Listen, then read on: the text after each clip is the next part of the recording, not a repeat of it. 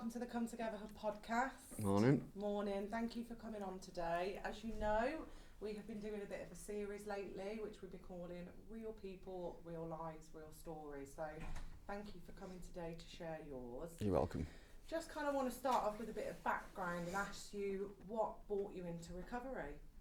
So, going back, obviously I got into drugs at an early age, the age of 12. I was a Class A drug user, so having spent 15 years of my life in jail and like 30 years on drugs, when I give it up, when I give the Class A's up anyway,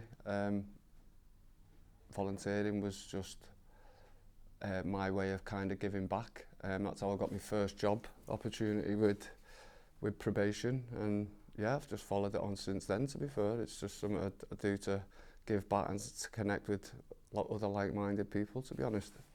So yeah. So you said you spent many years in the prison system. Yeah. Was that a opportunity in that system to get clean off drugs, or was that when the story started? To be honest, I don't think I tried to get clean, if I'm honest. Going into a YP, young offenders system, I didn't use Class A drugs whilst I was in jail, so I suppose it was like a different lifestyle.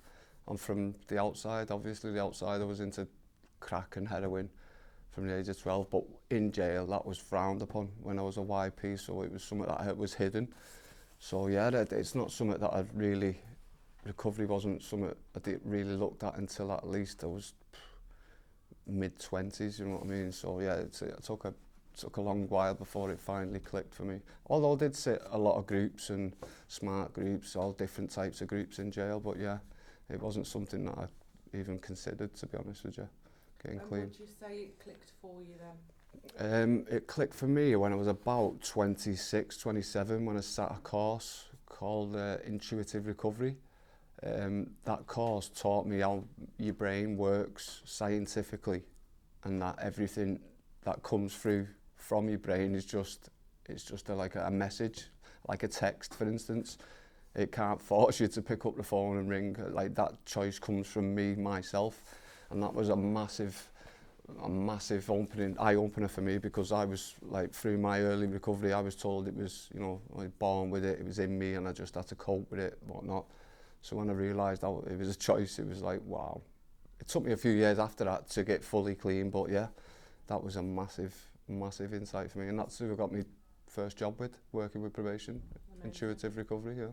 And what did you do within that job in probation? I taught a 4-day drug course all around the Northwest. I used to go around the Northwest and teach 4-day drug course to other people that were on probation, that had been sentenced by the courts to do it.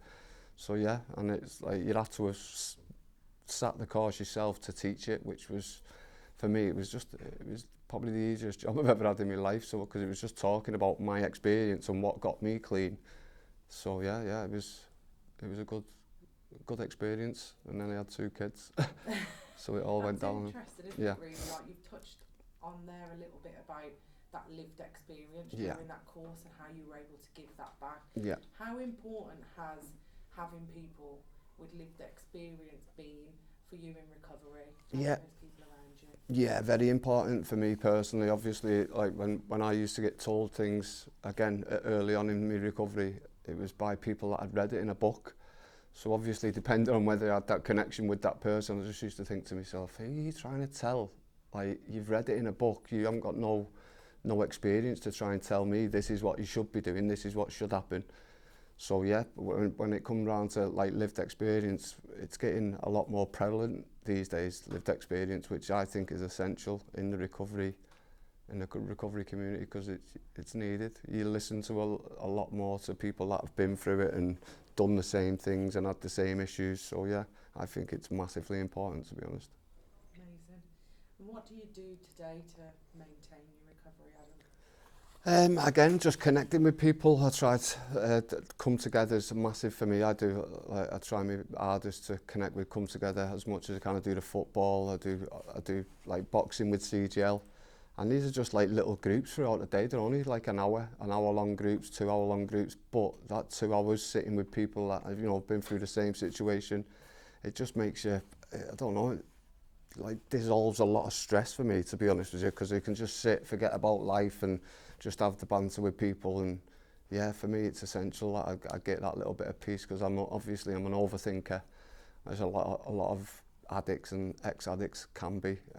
So yeah, for me to get rid of that constant stress and pressure, or sit with people that have dealt with it themselves and deal with it in different situations, it's just nice to learn and adapt and yeah, just grow. I think growth's massive. Yeah, and you've recently become involved in like our community outreach, haven't you? Yeah. Is it important for you to feel that you're giving back? Yeah, of course. Yeah, I think that's why I started voluntary work back in my early recovery, was to give back. Obviously, I was, yeah, like I said, 30 years in active addiction. I was a nightmare, I'll be honest. So for me to be able to give back, you know, in whatever way that may be, whether it be going out and feeding people as best I can, or I've done a white collar charity boxing, just to help with a charity, so I felt, I know it sounds a bit selfish to be honest with you, but so I felt like, oh, well, I've give something back, or I've tried to give back. So yeah, there's just things like that. It just makes you sleep better. How it makes me personally sleep better at night. You have a purpose today, right? Yeah, sure do, man. Spread the word. Yeah, thank you so much, Adam. I just want to say thanks for coming on, thanks for sharing your story and being courageous, and I'm sure that people who are listening that need a bit of hope have definitely got some from that today. I hope so. And hopefully see you soon. Thank you very much.